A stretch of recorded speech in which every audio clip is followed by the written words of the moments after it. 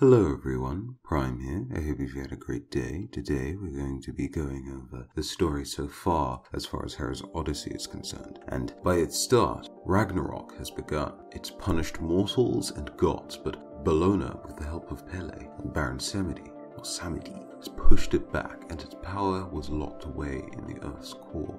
Whilst the balance between forces on the Earth begun to recover, humans and gods have started to rebuild, but there's been some irreparable damage. Some things cannot be undone. So Hera is in her throne room, reminiscing about the way things were before Ragnarok, before all this chaos, before all this madness. She thinks upon Zeus, she thinks upon the future and what might happen next. We get a description of the throne room, and from it we can gather that the Greek gods were likely successful in their dealings and interactions with all the other gods from all the other pantheons. At the very least, it's not unfair to assume that the Greek pantheon was a dominant pantheon in the conflicts, or, interactions. Hera leaves Helican and Pizarius, two of her most trusted gods, in charge of the throne room, and she essentially asks them to rule Mount Olympus in her stead while she goes off and essentially tries to right the wrongs of the world. It takes her quite a while to get to the foot, the mountain, Mount Olympus. When she finally does get down there, she enters this city and she notices that the people there, the people that were there, have suffered quite greatly. They're most likely dead, but their bodies are sort of in this state where it's very painful for Hera to see them. There's rubble and debris and destruction, and the city definitely isn't what it was. And whilst Hera is sort of finding her way through the city, Loki eventually calls out to her and begins to mock her, and Hera isn't particularly pleased by Loki's presence, but he continues to mock her, until he points out that Helican and Pizarius decided to follow Hera, and Hera is not pleased about this. So in order to show her authority, and also to acknowledge the fact that these two men had failed to protect Zeus and keep him alive, they had disobeyed Hera's orders now and disrespected her authority, she doesn't murder them on the spot, or rather kill them on the spot, because it wouldn't necessarily be considered murder. Instead, whilst they kneel, asks them if they still wish to serve, to which they reply yes, and then she casts a spell on them, and the two men, after an incredible amount of energy is sort of produced by this process, the two men are transformed into one hulking marble, stone, bronze Goliath. All of their armor is fused into one being, and this being is Argos. And Loki, who's seen this whole thing, decides that it's not a good idea for him to stay, so he creates a portal and flees through it. That portal leads to Asgard, but Hera doesn't immediately follow. Instead, make sure that Argos is okay, he's not going to be disloyal or anything like that, which he isn't. Argos seems to be simple. He's not quite the same being he was when he was Helican and Pizarius, but he's loyal, and that's the main thing. And it's at this specific point in the story that I really felt like this was a story worth reading, because I figured when I read at first that she wasn't going to immediately, end the lives of Helican and Pizarius, the story is going to take the route of just sparing them, they just join her on her journey, but no, they become Argos, and this is very Hera-like behavior. So I'm glad that Hera has somewhat stayed true to the character there. And it's definitely an example of how good the story seemingly is going to get. So Hera does follow Loki to Asgard, because Loki unwittingly leaves the portal open. And also this is a nice explanation as to how the gods can transfer themselves through the different realms. They have all various types of magics. We'll see Hera use Blink Room later on in the story. And so the gods do definitely have their different means of traveling between the realms, so it's nice that Hera has explained that to us now. When Hera does reach Asgard, Argos is assaulted by some sort of shadowy figure. I'm not quite sure who or what this is, given hints, but after this is done, Hera finds Odin, and he's being attacked by 3 frost giants. Argos defeats 2 of them, and Odin is able to wound mortally the last one by putting his spear through his chest, and the giant falls to his knees and is defeated. After this, Hera and Odin start to talk, and Odin informs Hera of a way to reverse the chaos, the Ragnarok, because Hera is a bit accusatory towards Odin.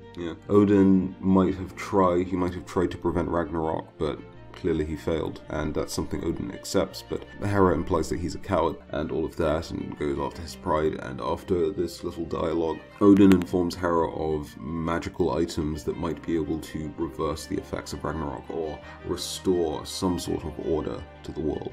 So this is essentially Hera's quest now. She is going to gather allies because it's said that she can't really do it alone, going off that sort of storyline. And the first member is Thor, and so she goes off to find Thor, and Thor is currently gone off to reclaim the throne of Asgard from Hel, because Hel's currently sitting on it. So when we do see Thor, he's in the skies and just in the thick of combat. He's commanding lightning, he's got Mjolnir in hand, and he's smashing through ice giants, or frost giants if you prefer. And upon first sight of seeing this, Hera is reminded of a certain someone who's not with her anymore, which reminds her of the fact that she's a widow, but she doesn't get to sort of stay within that moment for too long. So she commands Argos to help Thor a bit while she channels a magical energy, and when she's done channeling it, the entire frost giant army that was there, or the horde that was there, is completely removed from existence. Thor appreciates the help, and then together Thor makes an agreement with Hera,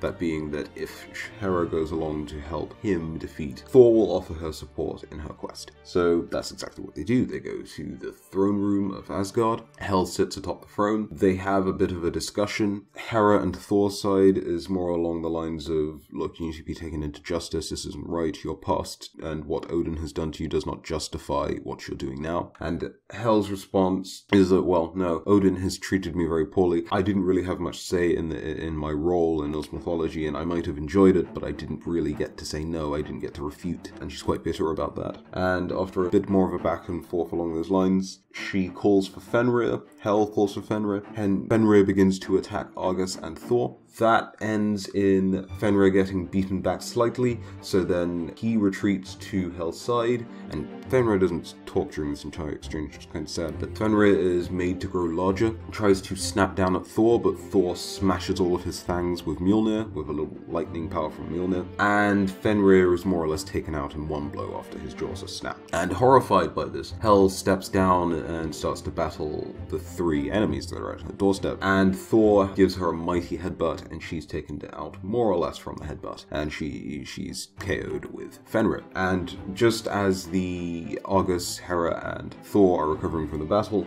Loki decides to try and backstab Hera, but he fails. Hera turns Loki into a goat, and Argos essentially blasts him off. If you ever watched like something like, I don't know, Pokemon show where, you know, you have Team Rocket and they're always flying off somewhere, it's essentially that scene, more or less, but just in Smite. And that brings us up to the 5th chapter, in which Hera and Thor go to an arena that was supposed to be a gift to Zeus. It was also supposed to signify the possibility of the gods coexisting peacefully without conflict. Thor thinks that these are pretty naive, pretty thoughts, but they enter the arena, find Ra in some sort of destroyed area of the arena, and they question him, and Ra informs the two, I suppose, heroes of the story that Bellona is in fact responsible for destroying the arena. By the end of the chapter, Ra takes Thor and Hera to a new location. Thor kind of upsets Pele in some way. The three heroes go off through the portal again. By the three heroes, I mean Ra, Thor, and Hera. And that's more or less the story so far. It does give us a few lore tidbits here and there. As I said, how the gods can actually travel between realms somewhat swiftly. Some of the dialogue seems to imply that Zeus is very much dead for good. Again, we haven't really seen anything from Zeus, Mercury, Anhur, Alquan since those chapters in the comic, however long ago those were printed.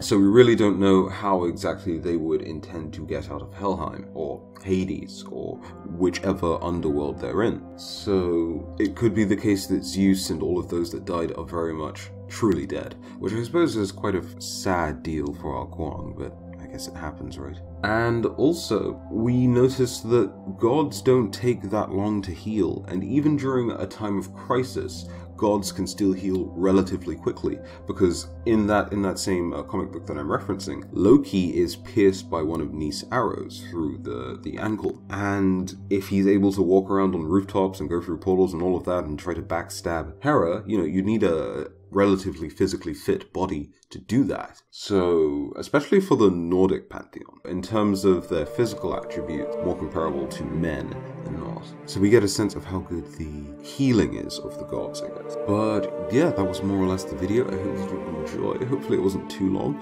If you did enjoy, go ahead and leave a like, and of course subscribe to the channel for content just like this. And until the next video, have a very good day. I've been Prime, and I'll see you guys in the next one. Bye bye.